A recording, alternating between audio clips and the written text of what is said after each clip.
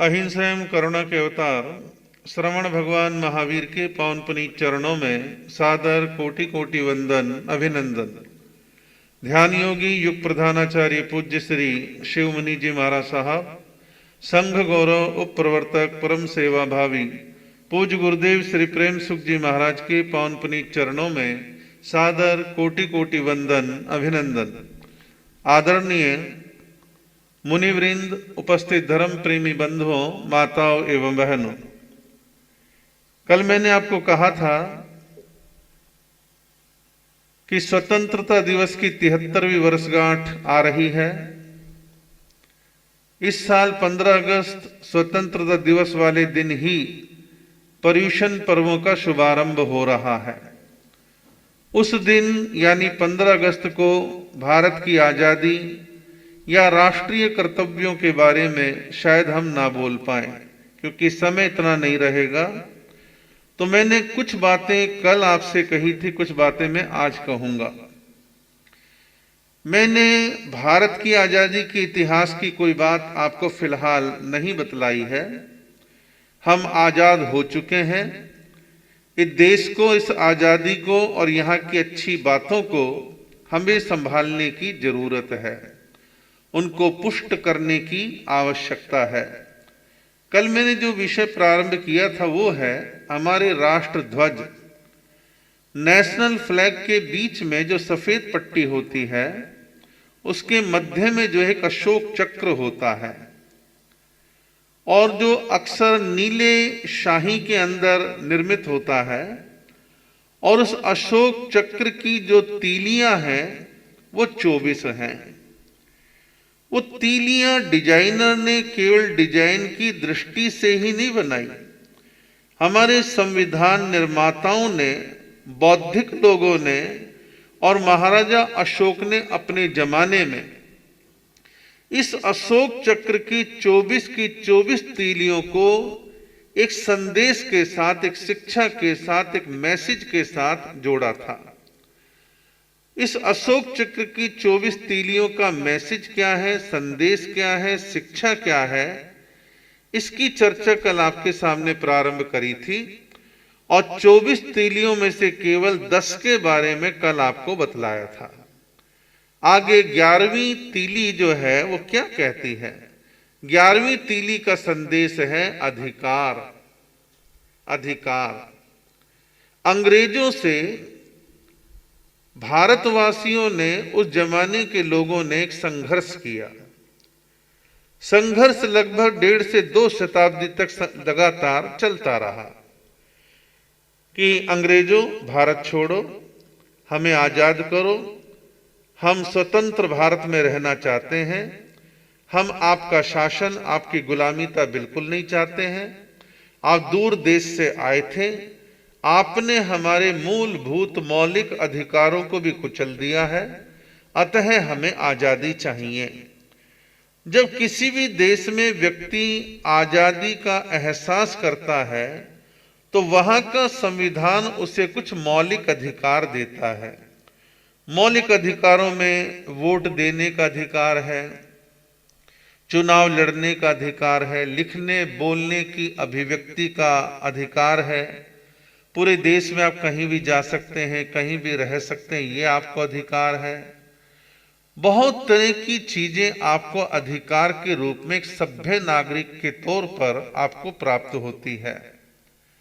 अधिकार मिलना बुरा नहीं है, लेकिन अधिकारों का सदुपयोग करना आना चाहिए। 100 रुपए, 500 रुपए, 1000, 2000 में वोट बेच देना ये गलत है।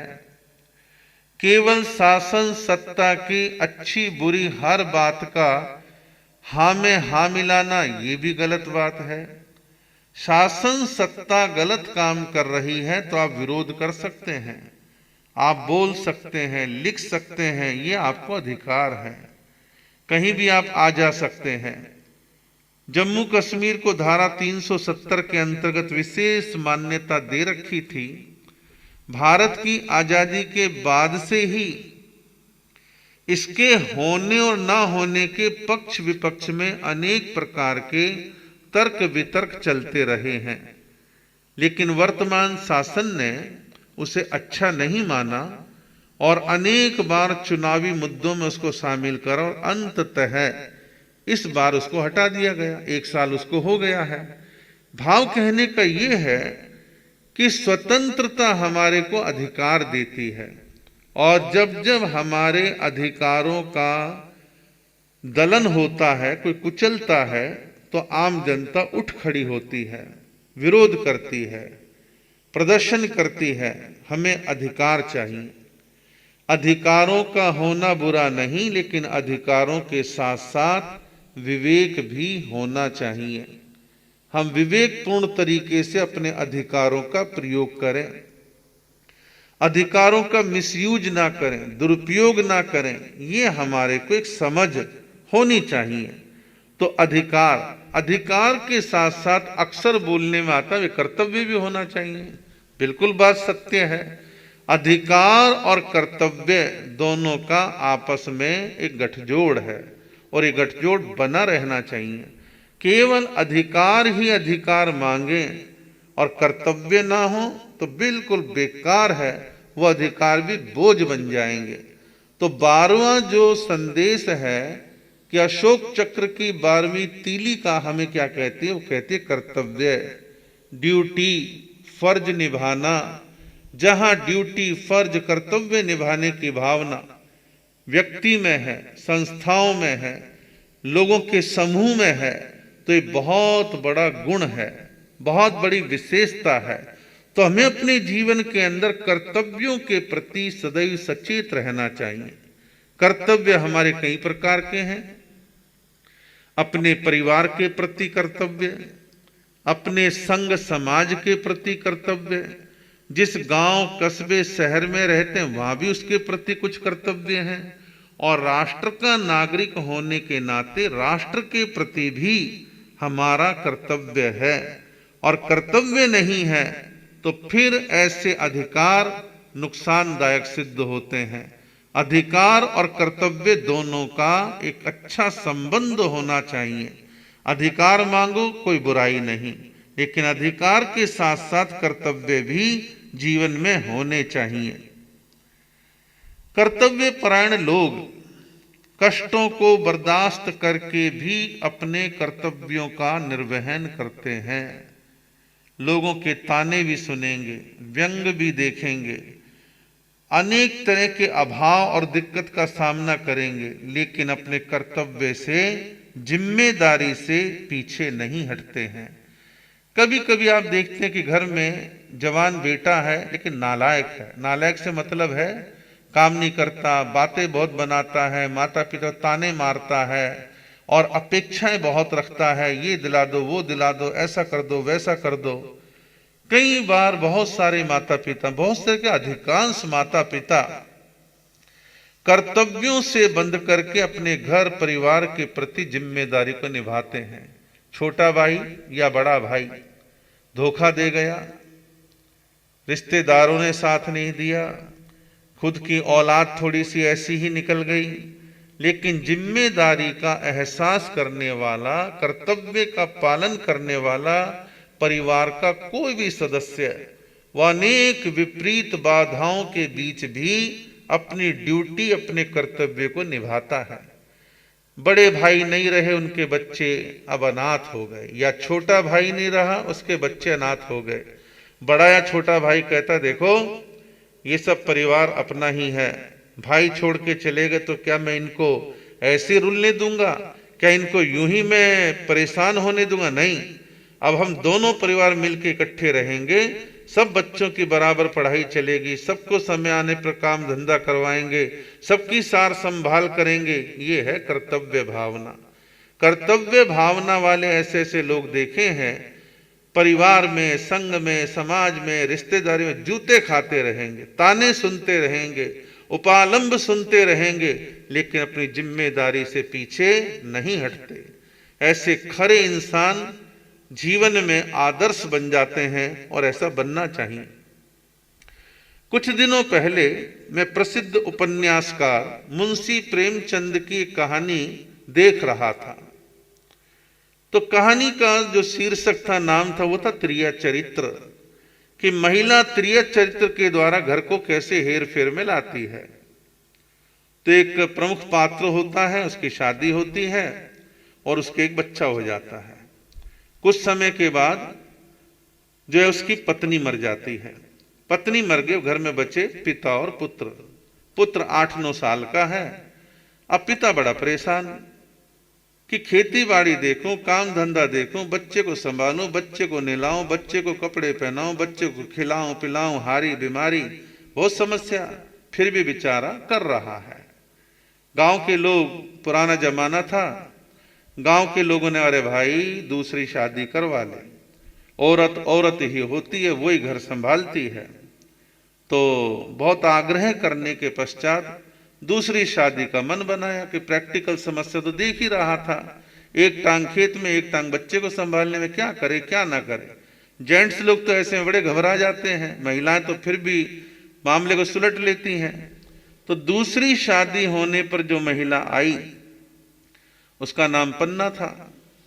घर में आई तो पहले जो उसके बच्चा था, यानी कि उनके पति के जो बेटा था पहले वाली का, अब उससे उसके मन में ईर्षा, सोतिया डहा वाली जो बात थी वो सामने आ गई। बार बार उसको तंग करना, पीड़ित करना, भेदभाव करना, खुद के भी आगे चल के 3 बच्चे हो गए। लेकिन जो पहले वाली महिला का बच्चा था उसका नाम था रघु। बड़ा कर्तव्य प्राण, बड़ा भोला, बड़ा सीधा, मेहनती, कर्मठ, खेत के काम करवा लो, घर के काम करवा लो, बड़ा उदार हृदय वाला। अपने बाद वाली जो सोतिया माँ है उसके 3 बच्चे हो गए, छोटे छोटे थे और उनमें बड़ा उम्र में गैप था।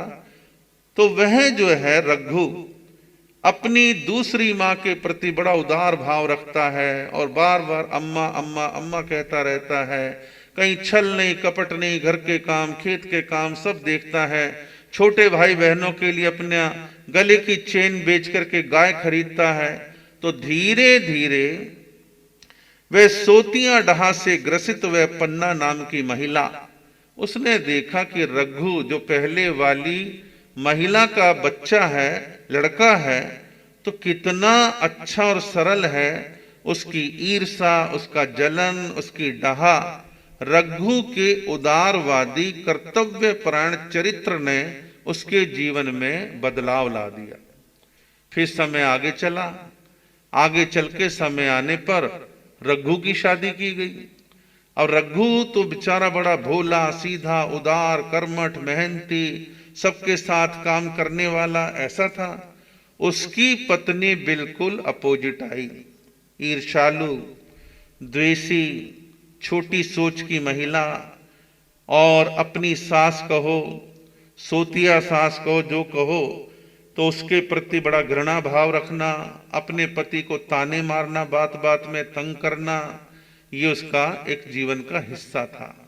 परिणाम ये निकला, सारे घर में जहर बो दिया और सारे परिवार को 2 हिस्सों में बांट दिया। रघु, रघु की पत्नी एक तरफ, जबकि रघु रो रो के मना करता मैं अलग नहीं होऊंगा, किंतु उसने इतना मजबूर कर दिया कि हार के पन्ना को कहना पड़ा, घर की सुख शांति के लिए कोई बात नहीं, तू अलग हो जा, पास पास में रहेंगे, सुख दुख में एक दूसरे को पूछते रहेंगे, लेकिन इस बहू के मन को शांति हो जाएगी, तू अलग हो जा, मैं तेरे से दूर नहीं हूं।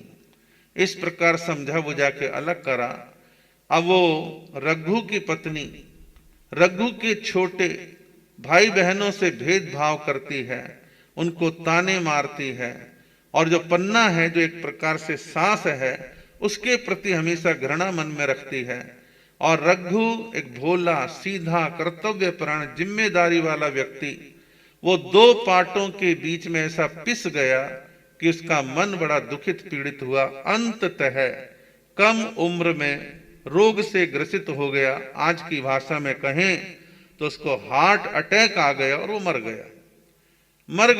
मरने के बाद अब रघु की पत्नी जो कलेसी है उस पर सारी जिम्मेदारी आ गई। उसके स्वयं के 2 बच्चे हो गए थे, कभी खेत, कभी जानवर, कभी इधर, कभी बच्चे रो रहे, कभी कुछ हो रहा है, रोने झींकने लगी, बड़ी परेशान हो गई। लेकिन पन्ना जो उसकी सास थी उसने अपनी उदारता, कर्तव्य परायणता, जिम्मेदारी उसे नहीं छोड़ा। उस कलिहारी बहू को आकर के भी संभालती है, स्नेह देती है, अपनापन देती है, जली कटी सुनती है।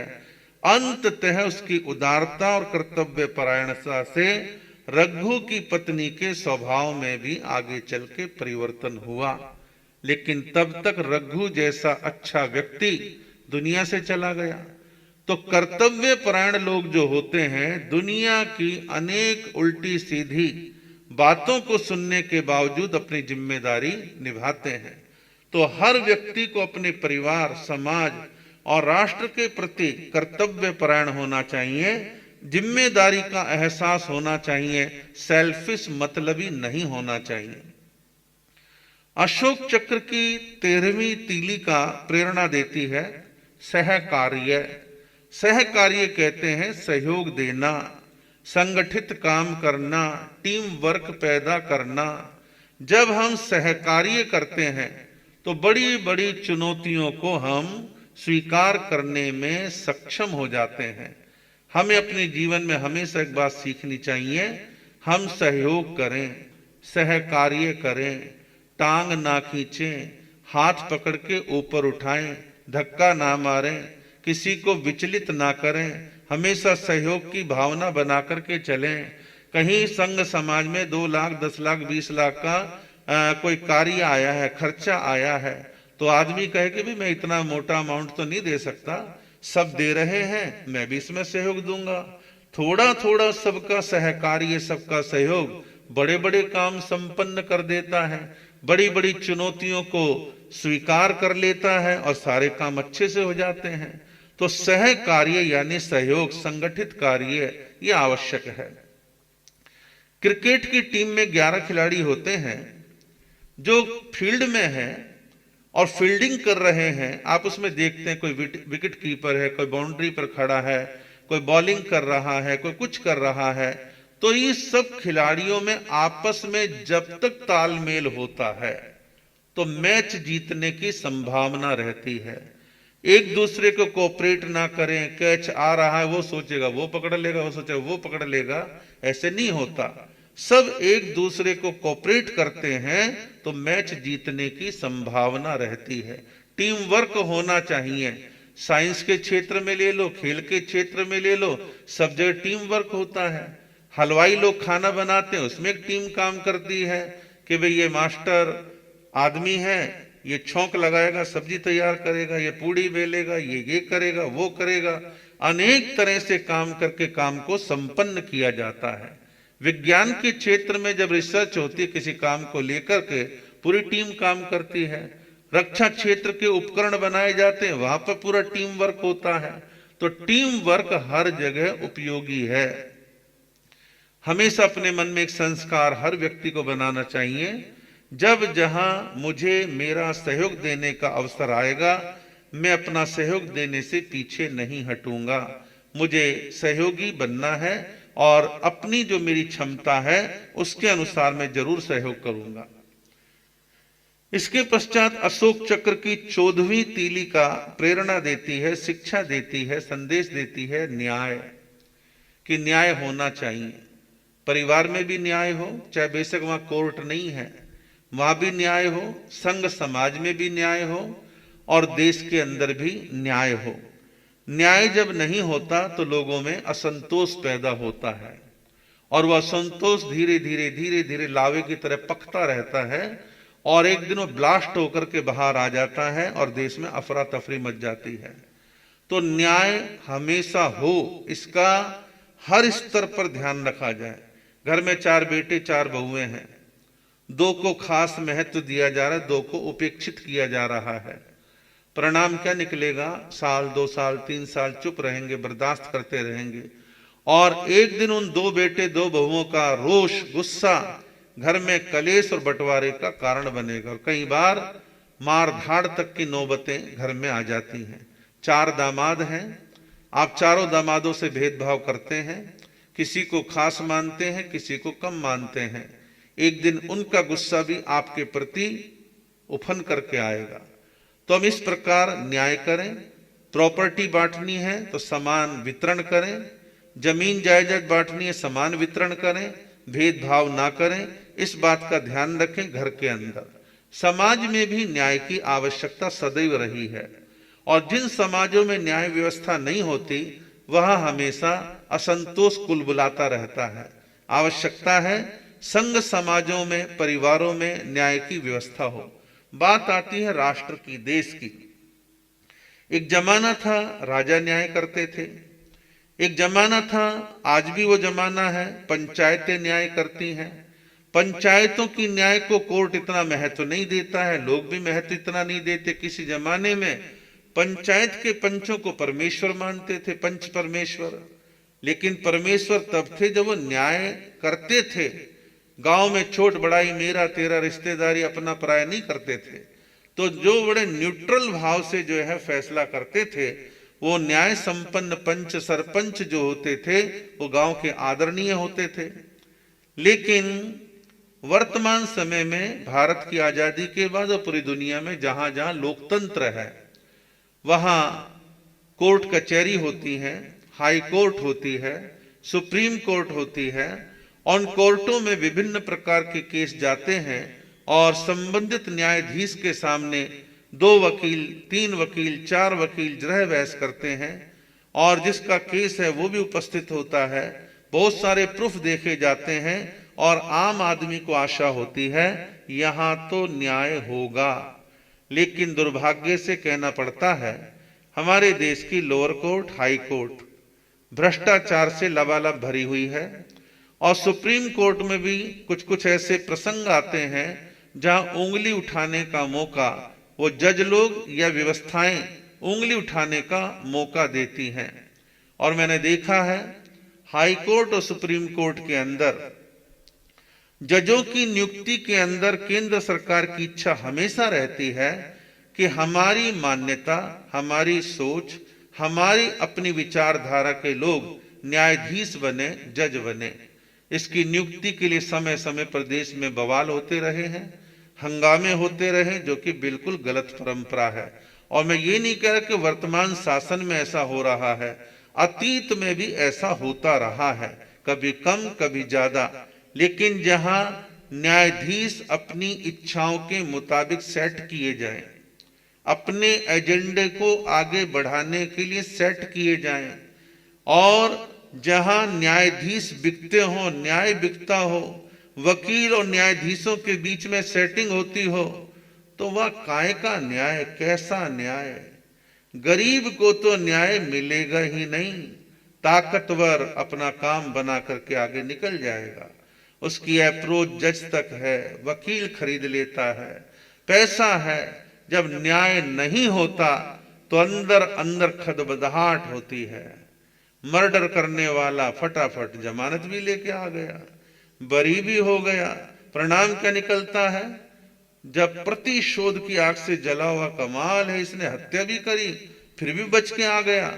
वो कोर्ट से निकलते अंधाधुंध गोलियां चलाकर उनको मार डालते हैं, कभी जजों को मारते हैं, वकीलों को मारते। क्यों?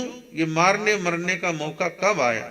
जब न्याय से संतुष्टि नहीं हुई, न्याय बिकता हुआ दिखाई दिया, जज सेट होते हुए दिखाई दिए, केंद्रीय मंत्रियों के प्रेशर से वो न्याय पर प्रभाव डालने लगते हैं, तो बड़ी अजीब स्थिति पैदा होती है। तो न्यायाधीश न्याय करें, कोर्ट कचहरी न्यायालयों के अंदर लोगों को, आम जनता को न्याय मिले। न्याय नहीं मिलता है तो बहुत बड़ा क्वेश्चन मार्क है कि ये कैसा लोकतंत्र है जहां सुनाई नहीं है। और ऐसे न्याय का भी क्या फायदा कि पिताजी के समय में केस चला, पिताजी मर गए और बेटा भी बूढ़ा होने को आ रहा, अभी तक फैसला ही नहीं आ रहा है। कैसा न्याय है? तो देश में सोचना चाहिए। भीमराव अंबेडकर सहित जो संविधान को बनाने वाले थे, उन्होंने संविधान बनाते समय न्याय की आशा पाली थी, और इन न्याय की आशा जिस दिन और भरपूर तरीके से टूटेगी, देश में अराजकता बढ़ेगी। आवश्यकता है समय पर न्याय हो, गरीब को भी न्याय मिले, कमजोर को भी न्याय मिले, और राजनीतिक प्रभाव न्यायालयों पर नहीं होना चाहिए। न्याय के बाद है नीति। जो 16वीं अशोक चक्र की तीली का है, उसका संदेश है नीति। नीति के बिना देश नहीं चलता, नीति के बिना संस्थाएं नहीं चलती। कुछ नीति नियम बनाने पड़ते हैं और नीति नियमों के द्वारा सब उसमें बंद करके चलते हैं। एक संस्था का हम निर्माण करते हैं, उसका एक संविधान बनाते हैं, संविधान की धाराएं बनाते हैं, नीतियां बनाते हैं। इतने साल के बाद चुनाव होगा और कोई प्रस्ताव पास करना है तो इतना बहुमत होना आवश्यक है, मीटिंग में कोरम पूरा होना आवश्यक है, इतने दिन पहले नोटिस भेजना आवश्यक है। बहुत सारे नीति नियम बनाए जाते हैं, तब संस्थाएं नियमबद्ध तरीके से चलती हैं। आज हमारे देश में पहले एक था योजना आयोग, तो योजना आयोग को बीजेपी ने आकर के नाम बदल दिया नीति आयोग। अब यह नीति कह लो, योजना कह लो, कान कैसी पकड़ लो, बात तो एक ही है। तो नीति आयोग, नीति बनाना, नियम बनाना, व्यवस्थाएं बनाना, ये आवश्यक है।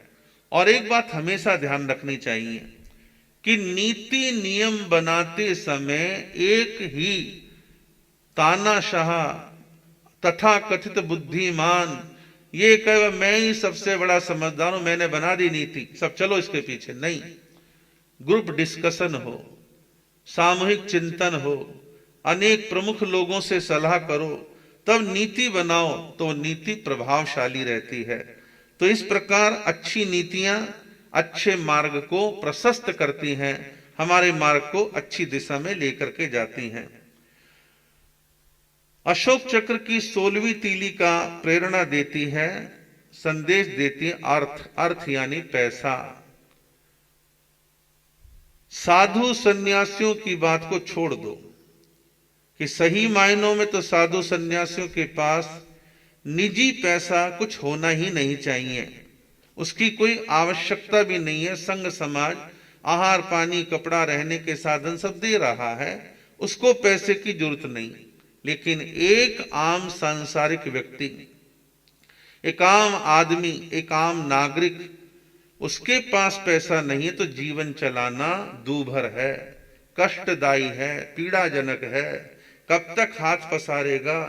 बहुत सारे स्वाभिमानी तंगी की हालत में हाथ पसार नहीं पाते, मांग नहीं पाते, शर्म संकोच, और अंत में ऐसे लोग कई बार आत्महत्या कर लेते हैं।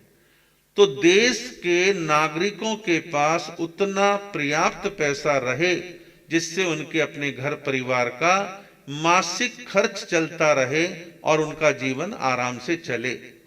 भारत की आजादी के बाद कोरोना काल में एक अकस्मात सब देशवासियों ने देखा, आर्थिक संकट, तनख्वाहों की दिक्कत आ गई, पगार मिलनी बंद हो गई। जो मीडियम वर्ग के लोग थे, संपन्न को छोड़ दो, मीडियम वर्ग के लोग थे, उनके हाथ तीसरे महीने के बाद वो भी टाइट होने लगे। 3 महीने तक तो जैसे तैसे जमा पूंजी खा पी करके कुछ अपनी व्यवस्था बनाई, बाद में उनको भी थोड़ी दिक्कतें महसूस होने लगी। जो बिल्कुल डाउन स्थिति में थे उनकी स्थिति और दयनीय हो गई। उन्हें तो शहर छोड़ छोड़ करके अपने गांवों में जाना पड़ा। जब शहरों में लघु उद्योग में जुड़े मजदूरों को उनके मालिकों ने भाई महीना भर की तनख्वाह दे दी, अब हम तनख्वाह नहीं देंगे, काम नहीं तो तनख्वाह कहां से, पैसा ही नहीं हमारे पास। वो गांव की तरफ भागे, बड़ी परेशानी झेली। गवर्नमेंट ने अपने तरीके से मदद देने का काम किया, लेकिन कुल मिलाकर के ये है, आम आदमी, आम इंसान, आम सांसारिक व्यक्ति, आम नागरिक, उसके पास पैसा होना चाहिए। और गवर्नमेंट के जब पैकेज आते हैं उनको देने के 2 तरीके होते हैं कि हमने ये पैकेज उद्योगपतियों को दिए, उद्योगपति ताकतवर होंगे तो उससे उद्योग में रोजगार पैदा होंगे, फिर लोगों को रोजगार मिलेगा, उससे उनको सैलरी मिलेगी, उससे ऐसा होगा वैसा होगा। लेकिन बड़े बड़े उद्योगपति अजगर की तरह इसको, लोन को, पैसे को हजम करना, डकारना भली प्रकार से जानते हैं। वो नीचे तक आने में टाइम लेगा। लेकिन बहुत सारे अर्थशास्त्रियों का ऐसा कहना था, और आज भी बहुत से अर्थशास्त्री कहते हैं, गरीब मजदूर बीपीएल परिवारों को आप डायरेक्ट नगद दो। वो डायरेक्ट नगद जाते ही 15 दिन में, 20 दिन में सारा पैसा मार्केट में लौटेगा। मार्केट में लौटेगा तो टैक्स के रूप में गवर्नमेंट के पास जाएगा, गवर्नमेंट की रिकवरी जल्दी हो जाएगी।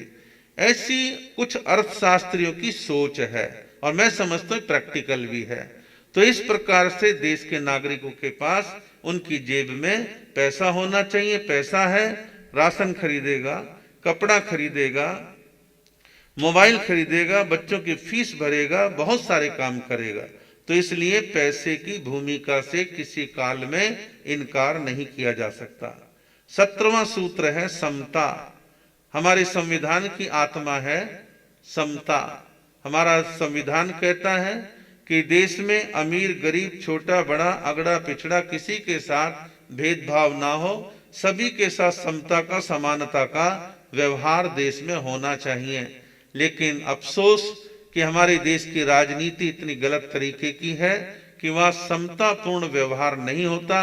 पार्टियों के नाम समता पर रख लिए जाते हैं, समता की दुहाई दी जाती है, लेकिन आचरण में कहीं समता दिखाई नहीं देती।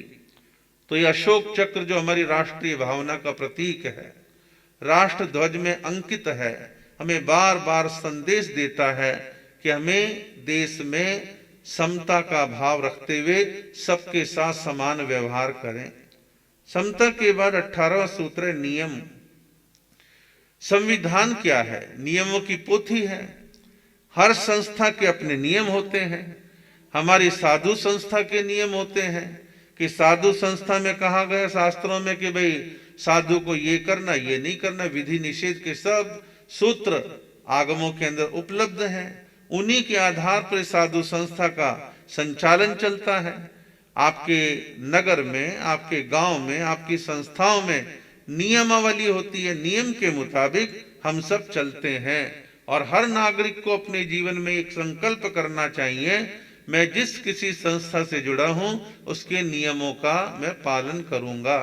और जो नियमों का पालन नहीं करते हैं वो एक अव्यवस्थित तरीके के लोग होते हैं। 19वां सूत्र दिया है व्यवस्था, कि हमारे को जहां भी रहे व्यवस्था में सहयोग देना चाहिए। घर की व्यवस्था, संघ की व्यवस्था, समाज की, नगर की, देश की व्यवस्था, देश में अनाज के वितरण की व्यवस्था, स्वास्थ्य और शिक्षा के साधनों के वितरण की व्यवस्था। और जहां व्यवस्था नहीं है वहां अव्यवस्था के कारण अराजकता फैलती है। तो हम अपने जीवन में व्यवस्था को महत्व प्रदान करें।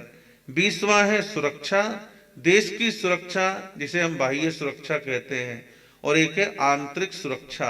बाह्य सुरक्षा मिलिट्री करती है, आंतरिक सुरक्षा पुलिस करती है या देश के जागरूक नागरिक करते हैं।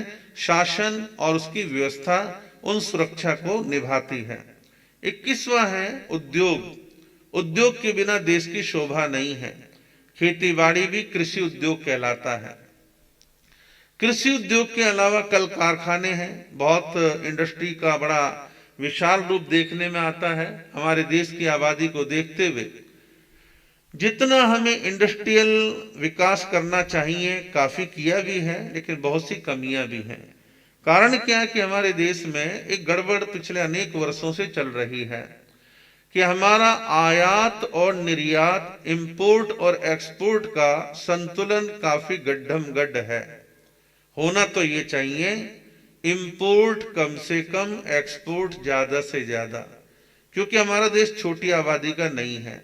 हमारे पास कच्ची सामग्री और साधन इतने हैं, हम अपने देश की आबादी की भी पूर्ति कर सकते हैं, बाहर देशों को बहुत तरह के माल भेज सकते हैं। तो इंपोर्ट जो है कम से कम हो और एक्सपोर्ट ज्यादा से ज्यादा हो तो देश की अर्थव्यवस्था तेजी से आगे बढ़ेगी।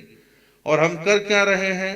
बाहर की कंपनियों कहते हैं हमारे देश में आओ, हमारे देश में आओ, हमारे देश में आओ, पैसा लगाओ। ठीक है, लेकिन बाकी अपने देश की इंडस्ट्री हो, अपने देश में टैक्स रहे, अपने लोगों को रोजगार मिले, ऐसी व्यवस्था देश में बननी चाहिए, तभी जाकर के देश की व्यवस्था अच्छी बनती है। अशोक चक्र का 22वां सूत्र प्रेरणा देता है समृद्धि। समृद्धि यानी संपन्नता। लोग नंगे बूचे ना रहें, भूखे ना रहें, गरीबी की चक्की में ना पिसें, देश की जीडीपी अच्छी दिशा में बढ़े। लेकिन कई कारण एक साथ लगातार देश में पिछले कुछ समय से बनते चले गए। नोटबंदी एक कारण रहा, जीडीपी एक, अपने जीएसटी एक कारण रहा, और अभी हाल फिलहाल किसी के हाथ में नहीं कोरोना का काल, इसने देश की अर्थव्यवस्था को लड़खड़ा दिया। भारत की आजादी के सबसे कम जीडीपी इस समय चल रही है। खैर देर सवेर जीडीपी उठेगी, ऐसे हम आशावादी हैं, लेकिन वही देश अच्छा है जहां समृद्धि हो, और समृद्धि आती है राजा के, शासक की नीतियों के द्वारा, ईमानदारी के द्वारा। भ्रष्टाचार ना हो, ईमानदारी हो, उद्योग धंधे पनपे, तो समृद्धि देश में आती है। लोगों को अच्छा पहनना, अच्छा खाना, अच्छा रहना, पक्के मकान, सुख सुविधा उनको प्राप्त होती है। ये कोई सन्यास की बात नहीं कर रहा, ये राष्ट्र के हिसाब से बात कर रहा हूं। तो राष्ट्र के हिसाब से अच्छा राष्ट्र वो है जहां समृद्धि है, संपन्नता है। 23वां सूत्र है संयम। संयम, क्योंकि महाराजा अशोक के जीवन पर बौद्ध धर्म का प्रभाव था, और महाराजा अशोक ने अपने जीवन काल में इस चक्र का निर्माण किया, और यह अशोक चक्र के नाम से प्रसिद्ध हुआ। तो इसका 23वां सूत्र है संयम। संयम यानी नियंत्रण, कंट्रोल। मन पे संयम, वचन पे संयम, काया पे संयम, आहार का संयम, व्यवहार का संयम, अनेक प्रकार का संयम जीवन में देश के नागरिकों के अंदर होना चाहिए। और अंतिम 24वां सूत्र है आरोग्य। आरोग्य यानी बीमारी से रहित रहना। तो राष्ट्र के नागरिक स्वस्थ रहें, और जो स्वास्थ्य के जो विषय है कई चीजों से बंधा हुआ है।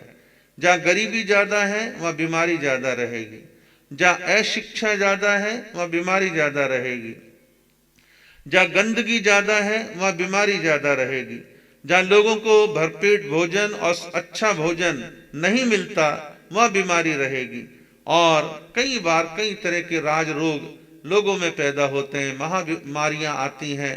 तो ये सब क्यों है? क्योंकि देश में एक अच्छे आरोग्य के वातावरण के निर्माण की आवश्यकता रहती है।